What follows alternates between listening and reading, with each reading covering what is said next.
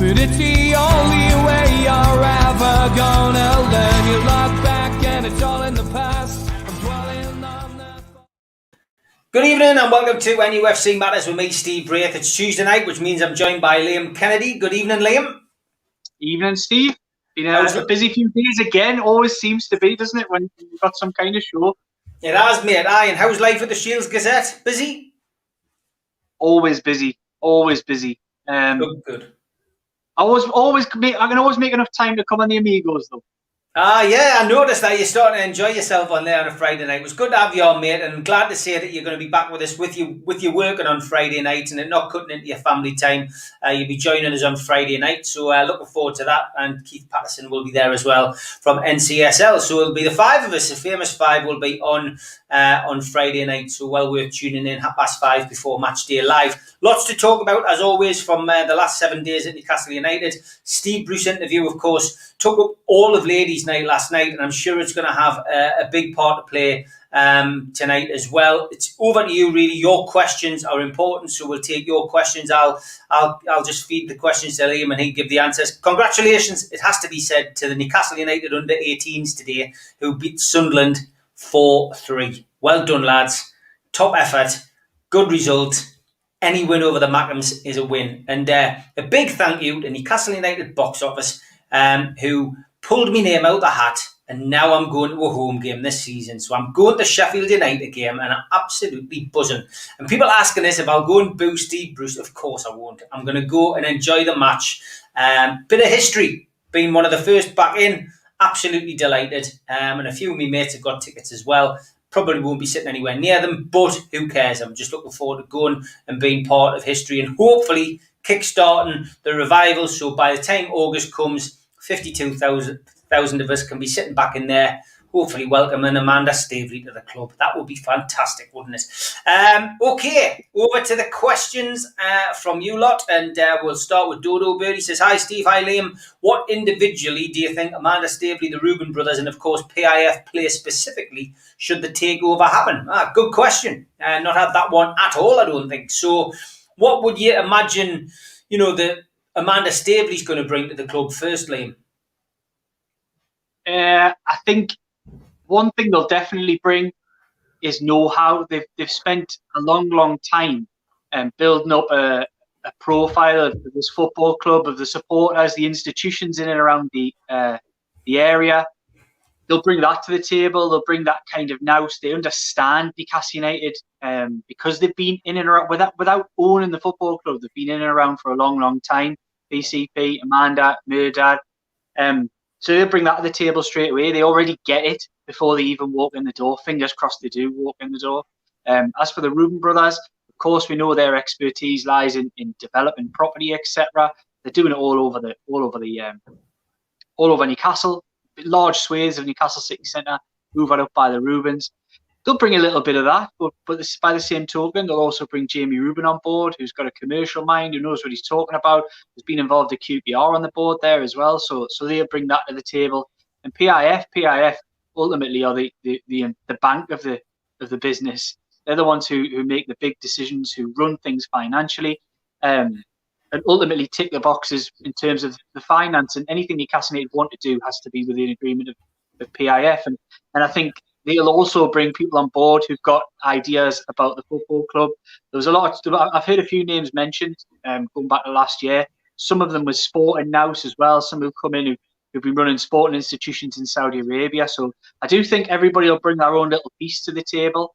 And look, what I would say about that is that even if these guys came in with very little football knowledge, they'll walk through the door with a lot more than Mike Ashley had when he walked through the door 14 years ago. And I always hark back to this, and I think a lot of people out there will be able to agree with this statement, is I just wish Mike Ashley had gone down the route of appointing like a David Dean, which was talked about at the time. Yeah, he lives in the same, he has a house quite near to him. And bring somebody in who could have run a football club properly, somebody who knew what they were doing, rather than employ the wrong people in the wrong positions. And do you know what? We might not be in the same position. We might not be harking for changes as much as what we are now. If he just maybe taken some advice, but he is what he is. He does what he does, and we are where we are. Strange Brew says the total disregard to our fan base from the clickbait talk sport is nothing to what we will get after the takeover. It's going to be a bumpy ride, but this time we'll have a hell of a smile on our faces, which is a positive message. Darren says, now we are safe. Will arbitration start if it's not already? I mean, it's that question, isn't it, that's circulated for the last couple of months. Has it started? Is it halfway through? Is it nearly at the end? I mean, we don't know. I think that's the answer we've always given to Darren's question. Yeah, cheers for that, Darren. Unfortunately, it's just one of those things that we don't know at the moment. With regards to the leak, like obviously there has been leaks. There's been leaks left, right, and centre throughout this process. But this particular part of the process does have people's hands tied behind their back in terms of legal leaks. It just doesn't happen and isn't really happening. Do I believe personally, from what I know, has it started? I'm not sure it has. There are a lot of people who are talking as if it's already been failed, because we've seen the legal action launched last week.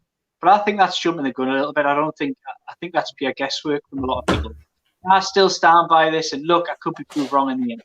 But I think anybody trying to tell you any kind of timescale on arbitration, anybody trying to tell you any timescale on the takeover is purely guessing. And there are some people out there who try to do that even recently, despite having not had their fingers burned for the last 14 months or 15 months. There are some people who are trying to tell you that they know when this will happen. It'll happen whenever, in June, July. Arbitration's already started. Arbitration already hasn't started. I've seen lots of things out there, and realistically, it's a lot of it's guesswork, in my opinion. Yeah, you're right. It is guesswork. Tom Dixon says, Liam, if we haven't got any money to spend in the transfer window, so that's if a takeover doesn't go through, and we're looking at loan deals for next season, what sort of players will we be looking at? I think there was a piece written in the Chronicle a couple of days ago, which I largely have to agree with. That it was talking about Newcastle United's much reduced budget. I'm led to believe it will be much reduced. I'm led to believe that they will be trying to hoover up the types that they were signing last summer. In, for example, Jeff Hendrick, Ryan Fraser. Look, I'm not going to say those guys worked out, but on paper they were decent free transfer signings at the time. And I think Newcastle will be looking in that market. But I also do believe there will be a little bit of money spent. I mean, there was last summer. There was 35. I don't anticipate it to be that much, but I think if there's a 10 to 15 million pound player out there, Newcastle United can hoover up. I still think they will go into that market. But I think what January proves to you, and the impact Joe Willock has had, is that you can go out in this market and bring players in for relatively little, who can have a big impact. And there are players out there who are hungry, and there are a lot of players who would still come to Newcastle United, even if Steve Bruce is the manager and Mike Ashley is the owner. So I think there is stuff they can do, and I don't believe that it has to be a write-off already. I don't believe everyone has to look and say, look, if there's no takeover, it's going to be a disaster again. It possibly is. I mean, I can imagine we'll probably dice with death if we spend the full season with Ashley and Bruce at the helm. But it doesn't have to be that way, and all it would take is a couple of signings here and there. Look, I think the squad, when you look at it realistically, your goalkeeper's ticked off, although there's going to have to be some shuffling around in that sense. But Martin Dubravka's your number one.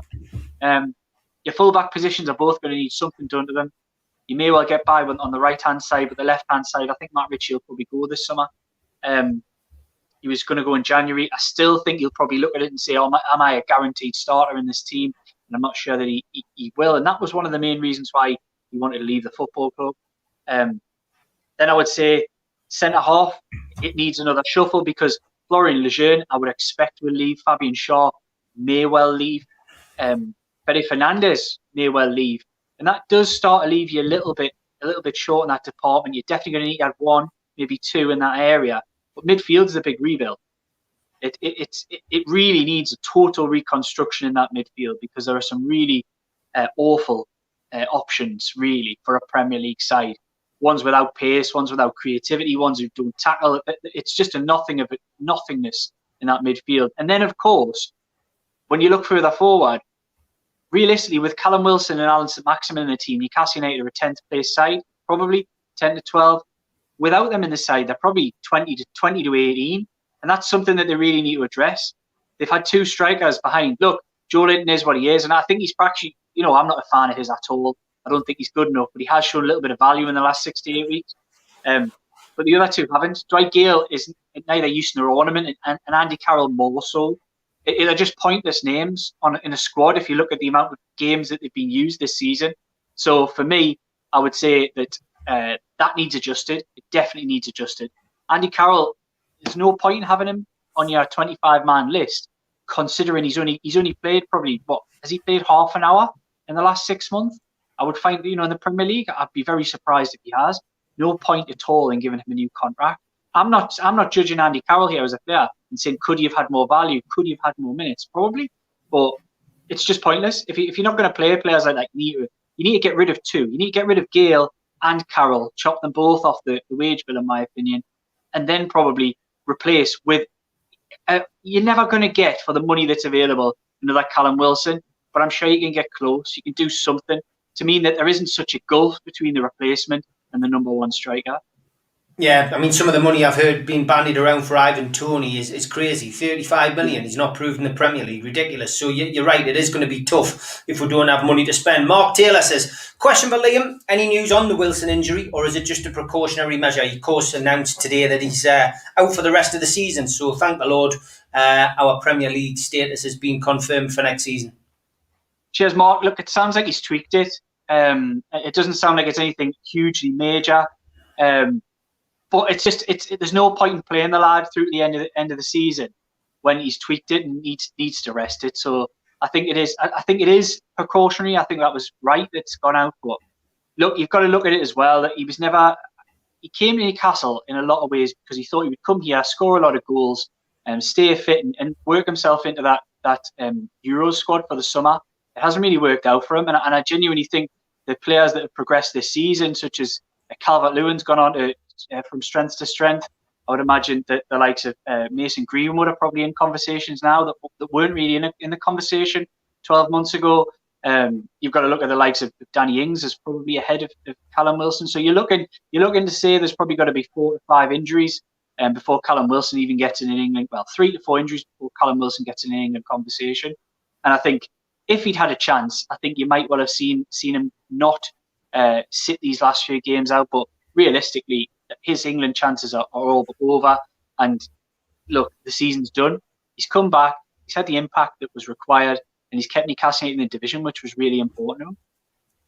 Newcastle United fan comedy says, question for Liam. I'd love to sit here and say that although Callum Wilson is an outstanding striker, his injury record lets him down, and Southgate couldn't take that chance on him. Do you agree? I mean, if he was fit, could you see Gareth Southgate taking him? Because he doesn't seem to like North East players. I don't think it's not necessarily. I don't think it's that. I don't think it's necessarily a dislike of North East players. I just don't think Callum Wilson's been in his thoughts for quite some time. There has been a real influx of players coming up through the England youth ranks, breaking through from the 21s and even further, the 19s, etc. in the last year to 2 years. And I just think Callum Wilson has almost become. He was in the conversation probably 2.5 years ago. When he was playing, did well, scored a goal or two for England. He's just not in the conversation now. There's been so many younger players come in, step up, and they're just a little bit more fashionable in Southgate's eyes. I don't know that for a fact. That's just my opinion on it. I think he looks at other players and sees them ahead of Callum Wilson. Look, I would make a case for Callum Wilson all day long. I don't think there's many better proper centre forwards out there in the English top flight because he's quick, he's strong, and he can finish with both feet, as we've seen on Friday night. But look, I just don't think. I think at 29, going on 30, I think he looks at he's looking at the likes of Greenwood, he's looking at the likes of Rashford, Calvert-Lewin. I don't think there's going to be that many out-and-out centre forwards taken. So that's why I think you're going to see the likes of Danny Ings not going to probably not even get in. I think it'll be Kane and Calvert-Lewin, and it would probably take, like I say, an injury to 3 or 4 other strikers before we're even talking about Callum Wilson. And I don't think that's a fair reflection on the player himself, because I imagine if you put an England shirt on him again and played him as a backup to Harry Kane or somebody like that, he would do a fantastic job. We've seen that. I don't necessarily think Southgate looks at his injury record and says, can I trust him in a tournament? I just don't think he was ever really in with a chance. Chris Cooper's asking where I'm going to have the takeover party. He's heard rumours that I'm the organiser. As Tom Lynch says, it's going to have to be St James's Park, isn't it? Maybe it's even the Town Moor. But yes, the takeover goes through. I'm sure Geordies will be partying the length and breadth of Tyneside and across the world. So fingers crossed for that. Daniel Renthorpe says, HMRC news. Is it a coincidence? Of course, that was a big day, Thursday last week. Me and Malcolm and Gibbo were sitting here, and it was story after story coming in on that hour. And the HMRC thing was interesting. I mean, of course, 4 years ago, the doors got kicked in at the football club and Lee Clark's house, Charnley's house. Sorry, apologies, Lee, not your house. And we ended up in a situation where we're thinking, oh no, what on earth is going on? What's happening here? And most of us were shrugging our shoulders, going typical of the club under this regime. However, they've been completely vindicated. Nothing to see here at all. And is it a coincidence that it seems to be falling into place at the time where there seems to be movement with regards to the takeover as well, Liam? Yeah, I think it is. I think it is coincidental. Sorry, I do. That doesn't mean it's not a good thing, of course, but I don't think it was all timed together. I think it was just a coincidence that both things happened in and around the same time. The HMRC thing is an important lesson to everybody in these legal cases, really, is to make sure that you're not judging people before the findings are actually out. And a lot of people were guilty of that. Look, Newcastle United, Mike Ashley, this, that, and the other, banker rights, they're bound to be. A lot of people judged them before the case had even been finished. And it turns out that there was no wrongdoing, or at least they can't prove that there was any wrongdoing if there had been. And look, it's a good thing. We know it wasn't a huge caveat in any takeover deal, because I think there was an idea that it would get sorted out, and Newcastle would not be found guilty of any kind of wrongdoing in that sense. But ultimately, it's a good thing to get off the books, isn't it? It's a good thing to not have hanging around. It can only be good for any deal. That, look, if you suddenly got hit with a £20 million liability on that, it's not going to be great, is it? It's not going to be great if you're trying to hand the keys over to somebody. So in that sense, I think it's been a really positive week for the takeover. Look, the anti-competition action was massive. It really was. Anybody who watched the show on Friday night will know exactly what Keith Patterson was talking about it. And he really knows his stuff. There's a lot of people out there who claim to know their stuff, but this guy does know his stuff on anti-competition. And he takes counsel from one of the leading lights in anti-competitive law, in Robert O'Donoghue, QC. He takes counsel from him, a good friend of his, going back years and years and years. So when Keith talks about anti-competition, you really should listen. He isn't just doing it off the cuff. He isn't a guy who knows nothing. He is talking from a standpoint whereby he's got somebody in the end of the phone he can chat away to and find out exactly what's going on with regards to anti-competition law. Because Robert O'Donoghue was one of the people, I know people don't like to hear it, but he was one of the people who wrote a lot of textbooks on this. He is one of the leading lights in that particular field. There are a lot of fields in law, and I don't know. Look, I'm not a law expert, so I have a lot of people over the weekend coming to me and asking questions about law and particularly anti-competition and in different strands and different the terminology that I've used, etc. Look, I'm no expert. I've never professed to be any expert. And if you want an expert, there's plenty out there. You can go and find one. I'll always just put out what I've been told and what I know, having done my own checks as well. And everything's been accurate. The anti-competition thing it has the potential, it really has the potential to blow things up. It could be, as Keith described it, an atom bomb. It could blow things, could blow books open. Who knows on timeframes? But it sounds like we're going to find out in the next week or so how long this might well take. We'll find out whether it'll be a short-term case or whether it'll be a little bit more long-term. If anybody saw the piece that I wrote over the weekend, I'll direct them towards that. One thing that was really important in that was that Newcastle United fans, bizarrely, and this might become a little bit bizarre to everybody, but this case is in the public domain. It's in the public interest, so it will be streamed. I would urge everybody out there who's interested in the way this CAT case will move forward is to keep an eye out on that website, on the Competition Appeal Tribunal's website.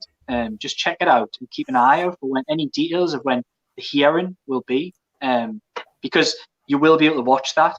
It's a very strange concept, but you won't really be able to watch anything live with regards to this takeover, but you will be able to watch the legal people to and fro and working a way forward in that, which I'm going to find fascinating when we're able to do that. And I think a lot of Geordies out there are feeling exactly the same. Yeah, 100%. I'll ask this question. I'm going to take a couple off Twitter as well. And Christopher Greenup says, with Wilson out, would you play Willock there and put Sean Longstaff back in midfield? No, I'm not moving Willock anywhere. He stays in his position. They've tried it before. I wouldn't move Willock at all. And I know a lot of people won't like it, but my opinion, and it's only my opinion, spoke it through on my own podcast today. Some say Dwight Gale. I would say, no, I'm going to play Joe Linton, because I think when he was taken out the side, he was doing okay. So I would just put him straight back in the side for the final 3 games of the season. Andrew Malloy says, can you apologise to Liam from me? I seem to have started something off when I said I can't wait for the book. I don't know what that is. It sounds like he's created some kind of pile on Twitter, but he hasn't meant to do it. No, what it was, I mean, look, I've kept quiet out of the book. I've been just sort of ticking away with that for quite some time, as you know, Stephen. And I've just kept quiet about it. It's been other people doing a lot of talking about the book, not me personally. So yeah, I'll just keep that under the radar, and you'll have to wait for any details, and we'll let you know when there's anything to say about it. Okay, a couple of questions off Twitter for people who can't post on YouTube tonight. Nathan Page says, Liam, in your opinion, do you think the Premier League will fold before they are required to disclose all the requested information? That's the hope. That's got to be the hope. That's the whole point of this action. Some people out there might tell you it's purely because Ashley wants some kind of financial gain. Look, that's a massive trade-off. Don't get us wrong. Mike Ashley, in an ideal world, if he rolls the right dice, will walk away from this with a takeover. He'll walk away from Newcastle United, and he will also walk away with some kind of compensation, recompense for all the issues that he's had over the last 14 to 15 months. So yeah, I think it's going to be huge. It could be huge, and I think the next 7 to 10 days could be reasonably big with regards to finding out how long this may take and timescales. But it does feel a little bit like we've now seen the hands of both sides, as much as we're probably going to see in the public domain. We've seen the arguments, we've seen the arbitration release. We probably won't find out whether that's done or is being done until it's all finished. If we find that out at all, though, I doubt there'll be any kind of major announcement initially. But yeah, I think this next few months could be massive. Look, we've all said that, and I've said it myself, like about time frames. But I don't know if the arbitration's started. I don't know when this takeover will happen. I don't know when it'll fail, if it ever does. I honestly don't know. I think with this one, as we've said throughout this process, we've just got to remain positive and hopeful. I've got no positivity with regards. I can't turn around to everybody today and say I think this will definitely happen, because I don't. I've got no clue. I think the last 14 to 15 months should probably have taught everybody out there that blind optimism is that ship's well sailed. We can't walk down that road again, and that's why I've always just remained hopeful, and to this day I remain hopeful. There's a lot of people who are instilling a lot of confidence in people because they're a lot more informed than me and they know exactly what they're talking about.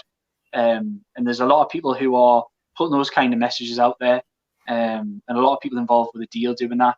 And I think a lot of the time, and last year I would have taken a huge bucket loads of confidence from that, and I do still take some confidence from that now.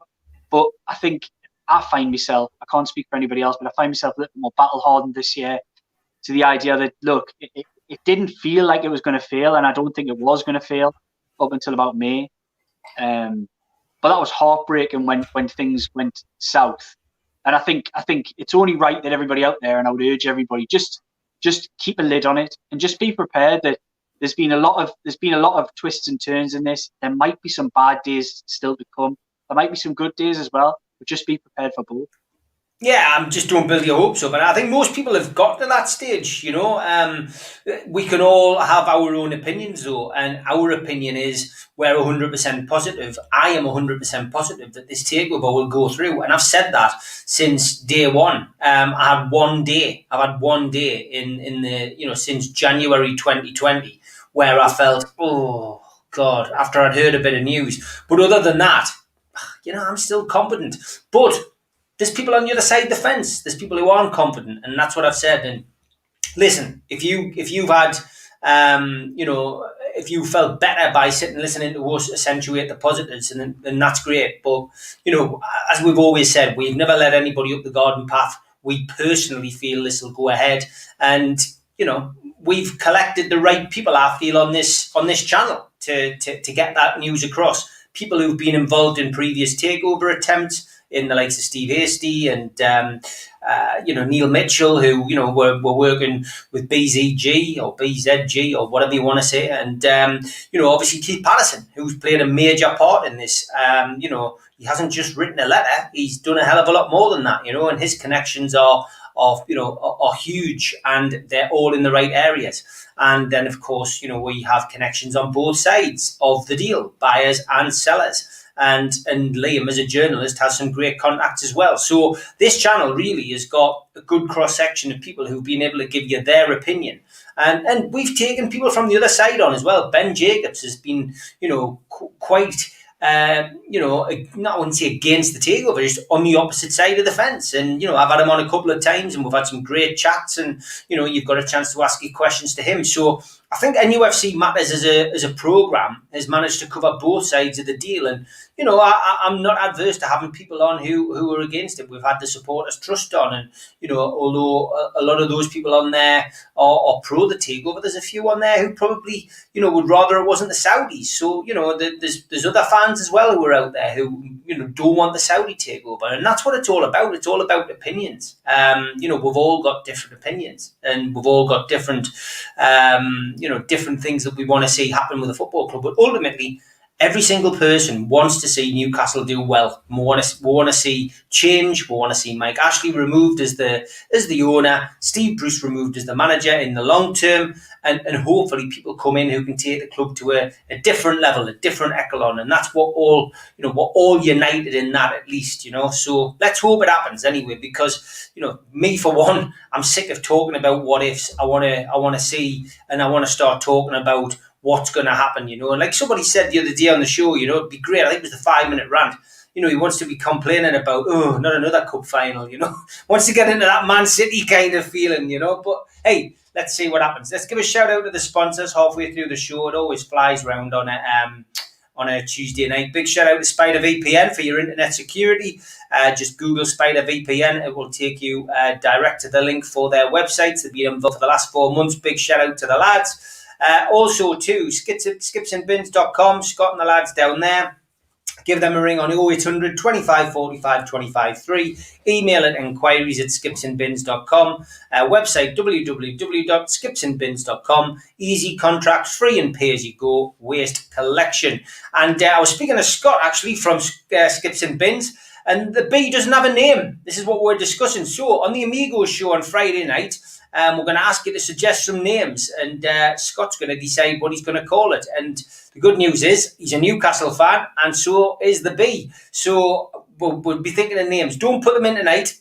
We'll do this on Friday night as part of the Three Amigos show, and I'm sure that Scott will have a good think and decide who's going to be able to pick the name. But he's going to be christened on Friday night, and he's given us permission to do that. So that should be interesting. Also, a big shout out to John at qtechshop.co.uk, the makers of pool tables and snooker tables in Wallsend and Newcastle, and many, many other things, including our t-shirts. Get your cult t-shirt, being the best seller at the website, which is, of course, nufcmatters.com. And there's two of our models wearing two of our t-shirts. A big shout out to John at QTech for doing all of that for us, and to John at Jab Signature. Follow Jab on Twitter. Their new range is now getting a little bit of a showing on there. Well worth a look. You don't have to be into boxing. It's great leisure wear just for going out and walking backwards and forwards to Newcastle like I had done for the last 12 months before the gym reopened.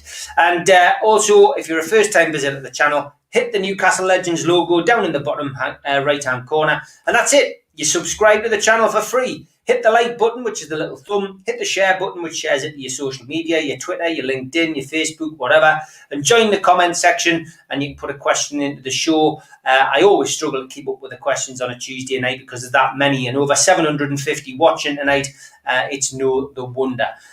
Also, don't forget, we've got this wonderful, wonderful, wonderful prize, which was put up by John from QTech. It's the one-off watch, which is the Newcastle Consortium Supporters watch.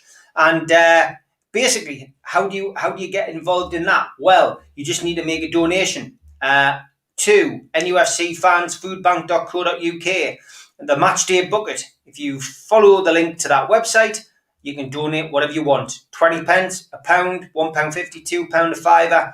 That enters you into the draw for the watch. And that will be made, I think he said, at the end of the season. So just enter, and you might get a nice surprise. You might be the winner of that watch. But all proceeds in that go to the food bank. And last but by no means least, the T-shirt, which is available at Steve Wraith on Twitter.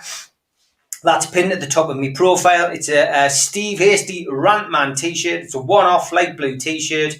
All you need to do is bid underneath the post, and the winner of that will be announced on Friday night as well. So back to the questions, and Ryan on Twitter said, I can't add a question on YouTube for some reason tonight, but can I ask Liam, are you still only hopeful, or now that you've seen evidence, are you more than that now? Also, would Ashley keep the 100 million Premier League money if it drags on to a certain date? If so, then he won't push it. So he's basically right. What Ryan's saying is, will Ashley keep the money that he gets from the Premier League this season if the deal doesn't go through before the transfer window? And are you still confident the deal's going to go through? After seeing certain evidence, I'm not sure what he's referring to there. Look, I've never claimed to have seen any evidence, so I can't answer that bit. But what I would say is I've retained the same confidence throughout. If you want to call it confidence, I always try not to. I always try to just say that I remain hopeful. I do remain hopeful that a deal can happen. Look, I'm a fan as well. I want it to happen, but hearing and seeing things and speaking to certain sources, look, I feel it's got a good chance of happening. I don't want to get anybody excited out there, but it does feel look, people will tell you that nothing's really happening at the moment. That move last week was a huge, as Mitch would call it, putting a big tank on the lawn.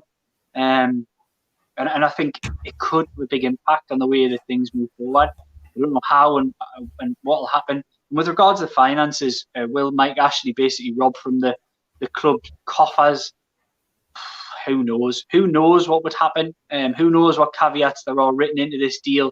Who knows what who that actually belongs to effectively in some ways once it's gone in and once it's been, or how it's spent, or how it's been accounted for.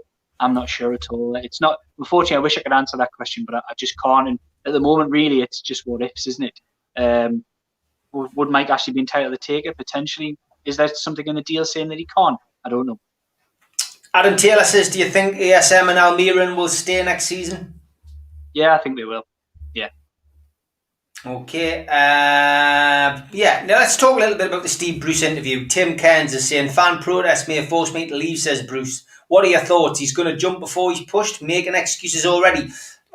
Talk a little bit about it, because it was a big interview yesterday. Talk Sport. We covered it last night on the show with the ladies, and we picked it apart, really. There was some positives, but there was quite a few negatives. And it seemed a strange time to do an interview after, he just pulled off a great result at Leicester, more or less, cemented our place in the Premier League for another season, pulling off a great escape with 3 games to go. But then just, some of his old, annoying habits came back. And I don't know, he just soured the win a little bit on Friday for me. What was your thoughts? Steve, I've seen the post-match interview that wasn't published by the club, the one with press, the local press, and Steve Bruce's attitude was embarrassing, totally embarrassing towards the likes of Lee Ryder, embarrassing towards the likes of Miles Starford, embarrassing towards the likes of Scott Wilson. His attitude was very childish, very standoffish, and I think that's kind of summed up the way Steve Bruce has acted, really, among the local press, with the fans. I think he's going to be in for a shock, and I think he probably knows he's going to be in for a shock. Does he fancy the fight? Would be the only thing that I would say. Is he really up for people who he calls his own going for his throat, which is what would happen next season if it panned out the way this season did. I don't think people would be very accepting of that now they're back in stadiums, fingers crossed, from August, full capacities, etc. Do I believe there's any scenario where Steve Bruce walks away? I think he's probably the only person who can answer that. I think it's strange that he hasn't come out bullishly and talked about, like he had previously a month or two before, saying, I'm going nowhere, I'm up for this fight. He's changed his narrative slightly, but do I really envisage any scenario apart from a change of ownership where Steve Bruce doesn't remain at the football club and isn't at the helm in August? I don't, actually. And that's just my personal opinion. I still think he'll be here. And I think he'll be here until he's sacked or there is a change of ownership, and he'll probably be sacked anyway. I think that's probably what will happen. But we'll never really know what his thought process is, and maybe he is sitting here now, looking at himself in the mirror and saying, "Am I up for this? Do I want to face a season of hell?" Which is what it could easily turn out to be. He's got an arrogance about him, a confidence. He believes in himself. So maybe he'll be sitting there thinking, "Look, I am bang up for this fight," but only he would be able to answer that. I just think, I haven't been impressed at all by his manner in the public domain. I think it was an easy one for him to go on that show. He was among friends with Simon Jordan, who I can't stand. I think every time you go on with him, Steve, I can't stand the guy. I genuinely, you always get asked on, and I know you give as good as you get when you go on there. I couldn't hold my tongue. I can't stand the man. I think he's such a pompous. I'm not going to swear. I'm not going to come down to that level, but I genuinely really cannot stand him. He's so smarmy and arrogant and speaks with such knowledge when he knows very little. He just comes out with long words and everybody goes, "Oh God, he knows what he's talking about." Look, he does know what he's talking about a lot of the time, but he's quite an unsavoury man, really. Quite an unsavoury football man. Rubbish owner of his own football club. Ruined it, remember, and now sits on TalkSport lording it over everybody because he's got a captive audience of dafties who listen to it anyway. Just saying what he wants, criticising, baiting, which is all that was today. Just baiting the fascinated fans to come on and have a go because he fancies a little bit of a scuffle. He's not. I just don't know why anybody gives it the time. Look, I like Jim White. I do like Jim White shows. I can't stand Simon Jordan. I would never listen to a show with Simon Jordan on. I didn't even listen to most of his comments today, apart from the snippets that were doing the round on Twitter, because you've just got to see him for what he is. There's a lot of them out there. We do tend to use a lot of time on this show talking about pundits and interviews, and it was Rio Ferdinand the other week and Ashley Cole, how they're terrible. And now we're talking about Simon Jordan, who isn't in that category. He's not thick. He's smart, but he's too smart. He knows exactly what he's doing, and it's so transparent. And he's not whiter than white. He's not. You can't hold Simon Jordan up as a bastion of knowing how to run a football club, of knowing how to treat fans right, of not being a fan. Look, he doesn't know the half of it. He's a novice. He only did it for a few years, and he made a right mess. So literally, just look at what that man achieved in football and think, "Oh, is his opinion worth anything?" Would you really sit there if there was an absolute failed manager talking about how another manager should manage a football club or whatever it may be? You wouldn't. You wouldn't listen to them. You wouldn't give them the time of day. So I would suggest doing the same with Simon Jordan as well. As a journalist, how did you feel when he mentioned, Craig Hope? He obviously, talked a little bit about the situation. What was your feelings on that? A disgrace. I think it's absolutely pathetic. I think it's been a really positive weekend. Positive. They've put in the best performance they've put in 2 years under Steve Bruce. Fantastic result at a team that'll be in the Champions League next season and probably up there again next season in one of the best managers in the UK. And he comes out with this rubbish, baiting, going at a journalist who he has no personal like for. He can't stand Craig Hope, and he doesn't make any bones about that. Doesn't try to hide it. But is that not pathetic? Is that not really pathetic of a manager? It is, in my opinion. This could have been, he could have went on there on Monday and instead of standing up and saying, I told you so, look at me, I was right all along, which is what he did in his post-match interview, by the way, as well. When he snapped back at a certain reporter on Friday and said, well, we're asked about, oh, you are a much better side, really, aren't you, when you've got Callum Wilson and Alan St. Maximin in it? And then he bit back straight away, well, you lot have taken a lot of convincing, haven't you? I mean, is that really the manner? That's like schoolboy stuff.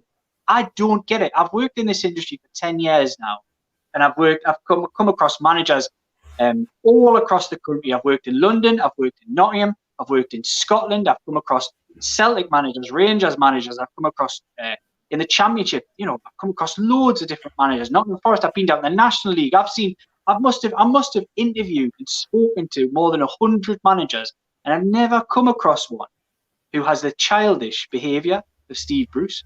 I've never come across it. It is bizarre, really bizarre. And you know what? I think he's almost got to put himself behind a comfort blanket, that he's only speaking to a screen and he can say what he wants, because I genuinely think he's going to have a problem when he has a full press room. I really do. I think, in particular, look, Craig Hope, we've seen it before. He's not somebody who hides away. I get on really well with Craig, and I'm not just sticking up with him because I think he's an excellent reporter.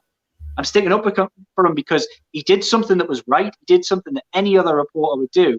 And the club confirmed themselves what he wrote was right. And they've still banned him.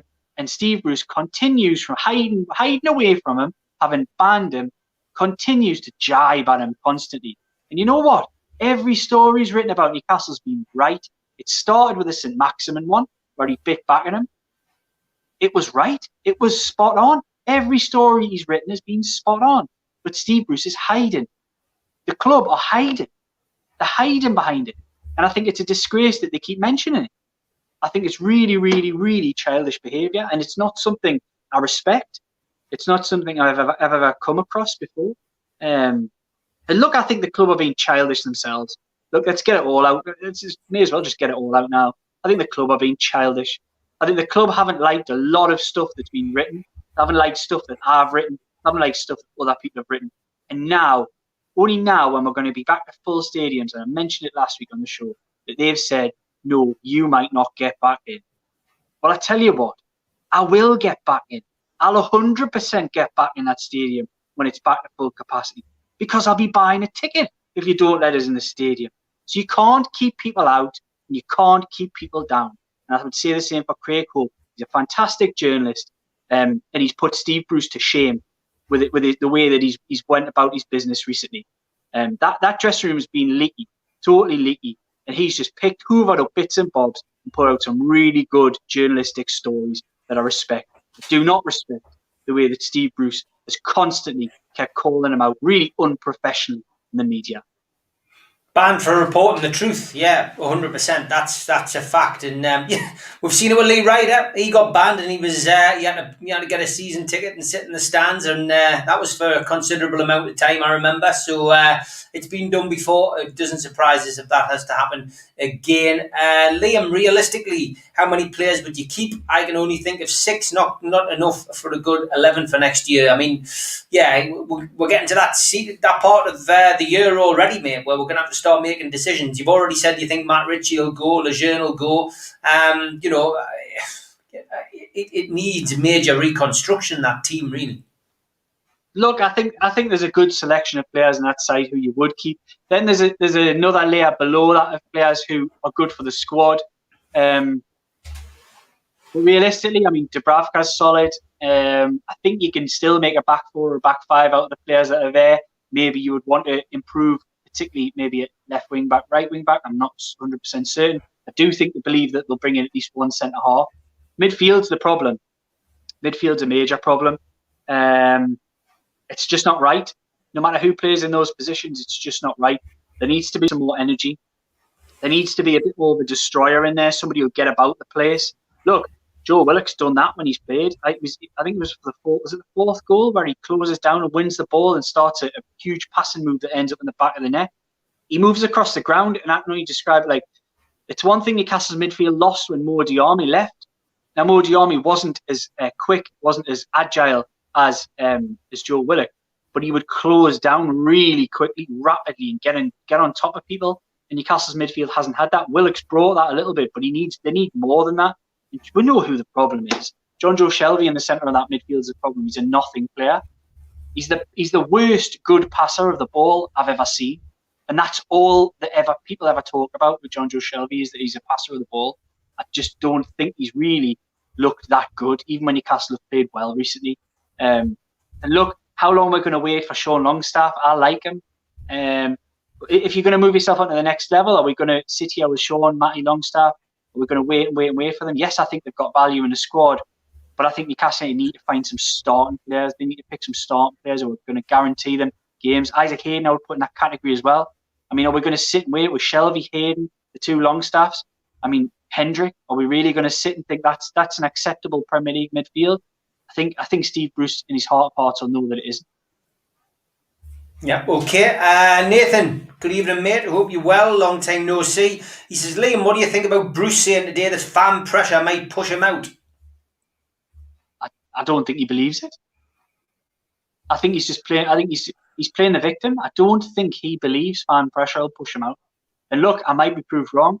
He might be having these private conversations among people that he trusts, saying, look, I'm not sure I'm for the fight, as I mentioned earlier. But just my opinion, I don't believe that he believes that. I think it's playing the victim, and I think that's what he did in that interview. Yeah, okay. David Robinson, he suggests something I've suggested for a while, and that's moving Richie into centre midfield. He thinks he could do a Rob Lee. I've said, I reckon we could get another couple of years out of Matt Ritchie in that position, in that role, like a Rob Lee, David Batty, type of role, combative role. He reads the game, puts a good ball through, gets stuck in, and he leads. I genuinely think, keeping Matt Ritchie would make sense, especially if the takeover drags on and we'll go into the start of next season. I think it would be crazy to let Ritchie go. Yeah, but I think one thing that slightly overlooks is the will of the player. And I think he was happy to leave in January. I think he could see that the writing was on the wall. He mentioned it in an interview recently, actually, that he'd played since he was a kid. He'd always been a starter. Wherever he's gone, and he worked his way up through the divisions, Cup Newcastle, he's always been a starting player. If you look up until the last international break, I think he played 4 or 5 games this season. He's never, ever done that in his career. And I think he will be looking at this now, thinking if Newcastle strengthen in the summer, where am I playing and where's my position? I think he looks at this Newcastle squad under Steve Bruce and wonders that at the moment. That's probably why I think he'll move in the summer, is because I think he'll know in the back of his mind, having played through this season, that as soon as Steve Bruce can, he'll probably shift Matt Ritchie out the team, because that's what he did. He didn't want to play him. He only played him because they had to change something. And he's come in and been excellent. Look, I was proved wrong. I thought Matt Ritchie had already had his day at Newcastle United, but I think he's proven in the last 6 weeks that I was totally, utterly wrong. I got that wrong. His attitude has been tremendous. He's a winner. And one thing that always gets slightly overlooked with Ritchie, his final ball, his delivery is incredible. It really is. 2 more assists on Friday night. He's got a lovely left peg and he creates goals. And it's going to be hard to replace that. It's not an easy thing to replace. I hope Jamal Lewis has been watching these performances of Matt Ritchie and taking some hints from it and how he should be going about his business, because ultimately that's what he was brought in to do. I think he's a young lad, he'll come again. But I would think, you know what? I think it's a tough one to lose Ritchie this summer. I do. I think he's really shown his worth to this squad in this really tough time. And I think when the chips are down, which there might be again next season, and you're looking at the bench and looking who can you turn to, I think Matt Ritchie is one of those players I would want to turn to. But again, what that overlooks is the will of the player. Does the player want to be sitting on a bench? I suspect he wants to go to another football club where he's going to be guaranteed to play games. Yeah, people suggesting, Darren Agnew suggesting Shaw would be excellent in centre midfield. I mean, he's done his bit in there. Kevin McDougall says, great show again, lads. Would you take Wood from Burnley, and how much do you think we could get him for? I mean, the sacrilege of that is we could have had Wood before he went to Burnley. Rafa wanted him but couldn't guarantee that he'd get the money if he sold one of the players. He was going to sell Mitrovic. and he couldn't be guaranteed that Ashley would give him the money, so he decided not to do it. And that was transfer deadline day. Wood was keen to come, but couldn't be done because he wasn't sure that he'd be able to pay the money out. But would you take him now? Yes, I would, but I think it's pie in the sky. Why are Burnley selling Newcastle United? It just isn't happening. Where are Newcastle United getting the money from? I just don't believe it's a deal that will happen. When you're looking for players who you would think could challenge Callum Wilson, and that's what you'd be talking about with a Chris Wood. Chris Wood, in his own right, in the Newcastle side, would want to start ahead of Callum Wilson. He would look at that and say he's a better player. I would slightly agree to disagree on that one. I think Wilson's got a bit more about him, but I think Wood's a cracking centre forward. He's a proper out and out centre forward who scores all kinds of goals. And if he could get a player like that, then yeah, great. But I just don't believe it's going to be Newcastle United's market in the summer. David Robinson says, we all thought Frank Clark was finished in the 70s, then he won a European Cup and a title. Yeah, but that's a good point. Malky Taylor, good evening, mate. He says, can I just ask you both, if you're so confident the takeover will happen, then surely funds will be provided to improve the squad. We don't want to start the season poorly. Thoughts, please? I mean, my thoughts on that, Malky, are that, funds won't be provided unless, the takeover goes through. We're stuck with Ashley until the takeover goes through. So, it's a catch-22 situation, and you couldn't see potential new owners giving Mike Ashley money to spend, on the off chance that the takeover is definitely going to go through, only to find that the takeover doesn't go through, and then there's money. It just wouldn't happen. It wouldn't happen. There'd be laws against stuff like that as well, I would imagine. I'm not 100% sure on getting money in and loaning money in and stuff like that. Mike Ashley doesn't need to take a loan. He could spend some of his own money, but I can't see that happening. Liam, what's your thoughts on that? Yeah, I think it's a non-starter. I genuinely think it's a non-starter. I just don't believe that they would put their own money up until this is absolutely guaranteed. I really don't. They themselves will be battle-hardened over the last 15 months or so now. They'll be battle-hardened and they'll know that there is nothing guaranteed in this process, even if they're confident in the case that they have, they're confident in the evidence, they're confident in the process, which I'm not 100% certain they are. I just don't believe. I don't believe that they'll put the money up. No, I just don't think it happens. I'd love to think it would happen, and I think if it was an open and closed case, and they knew that the deal was going to be guaranteed to go ahead, but it was a case of just ticking boxes, that's when you might look at things. Can we work a way of getting players in, etc. Not before that point. This is not a box ticking exercise. It never has been. It was back in May, and then things changed, of course, as we know. There were no red flags.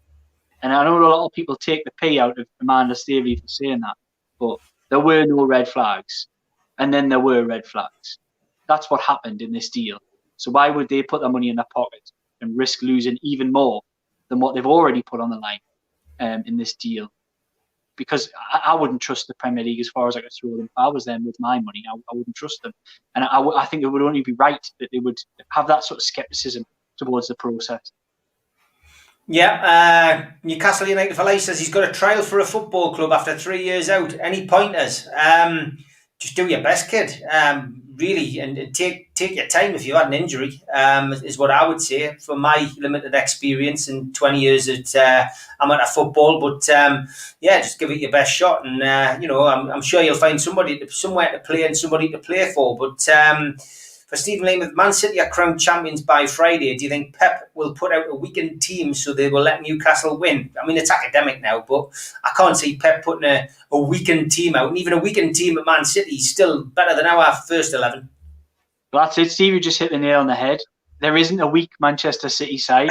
Manchester City could make 11 changes from what you would deem to be their strongest side, and it would still be better than Newcastle United. Yeah, I mean it's frightening the strength and depth that they've got. Bobby Fuller says thank you, Graham Jones, for keeping us up. It was nice to see Steve Bruce taking all the credit for bringing Graham Jones in his interview as well. Yeah, it was. I think I'm talking about this on my podcast today as well. That I think there is something in that look, if we just forget about a takeover for the time being, then we're gonna have to sort of think. Are Newcastle United better prepared, even though Steve Bruce is the manager, because Graham Jones is there? I believe they are. I think they're a bit more of a complex side. I think they have a little bit more of an idea on the way and the style that they want to play.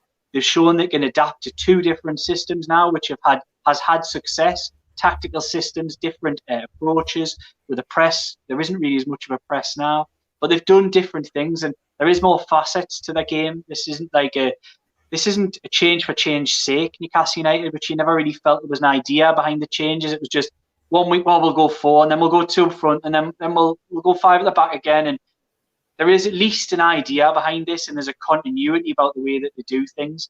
So even with Steve Bruce remaining next season, which probably is going to be the case, as I've said earlier, that I do think that having Graham Jones on board has made Newcastle a little bit more complex in a good way, and they do feel a little bit better prepared for a Premier League season with him coaching. And you would hope throughout the course of a summer they'd be able to work on not just one change, one way of playing.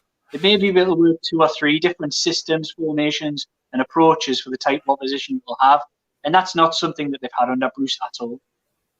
Yeah, Malky Taylor says, I want to thank all of you for the opportunity to contribute and be part of NUFC Matters crew, which provided many of us with a very welcome experience in this crazy world. Thanks, mate. Donald just says it's been a cracking watch. Brian says, Liam, on Friday you mentioned you've always said join the dots. Well, I'm pleased that you don't set the crossword clues because I'd be knackered. Colin saying, where's the time gone? Great show once again. Well, if you've enjoyed Liam tonight, he is back on Friday because he's working Friday night with Man City. Game being Friday, so he's kindly agreed to come back on again. So there'll be me, Steve Hasty, Neil Mitchell, Keith Patterson, and of course Liam on Friday night. So double bubble with Liam this week. Next Tuesday it won't be live. I'm away working on Tuesday night. However, we will pre-record it. So Monday we'll put a shout out for questions. So Liam will do the same, I'll do the same, and we'll pick your questions off. So whatever happens over the next 7 days, Monday night we'll stick a thing up, pin it to a profile, and then you can make sure you get your questions to us. So it won't be live next week, but we will still do it, so you won't miss out. And big week next week, of course, as we build up to the end of the season. And then we'll be into the summer months and speculating about takeover and players and God knows what. You did mention your other podcast, and of course I mentioned the Shields Gazette earlier, Liam. So just give a plug to where people can find you and your work, mate. So as you can see down here, this is my @ on Twitter, Liam J Kennedy 23. So search us out if you like the kind of stuff that I do on here. Steve mentioned it there. We have our own podcast as well, Mouth of the Time, which has gone up online now on Google, Apple.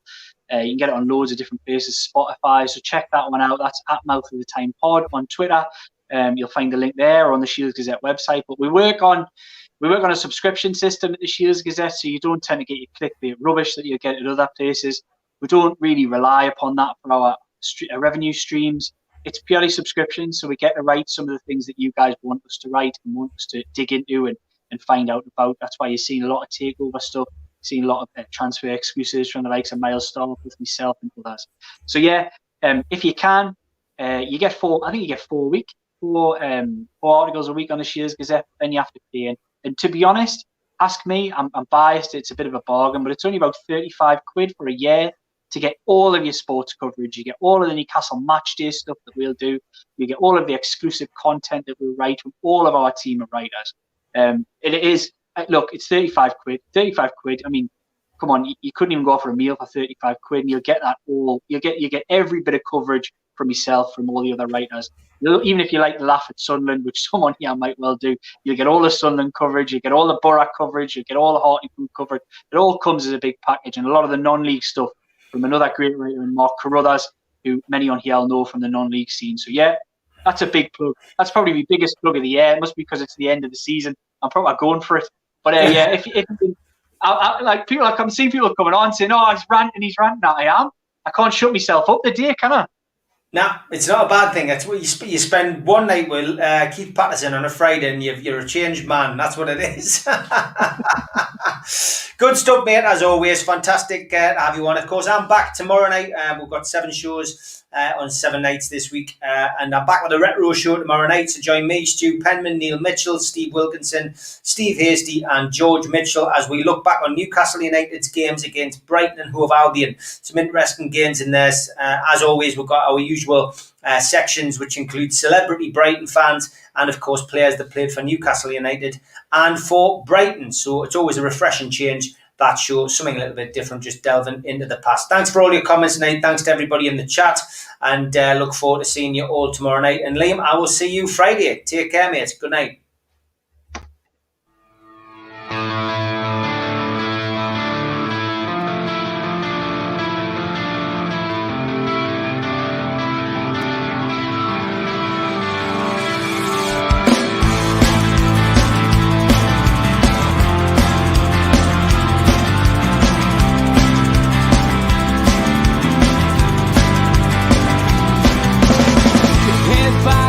Critics attack. It feels like I've been talking to myself again. But it's the only way you're ever gonna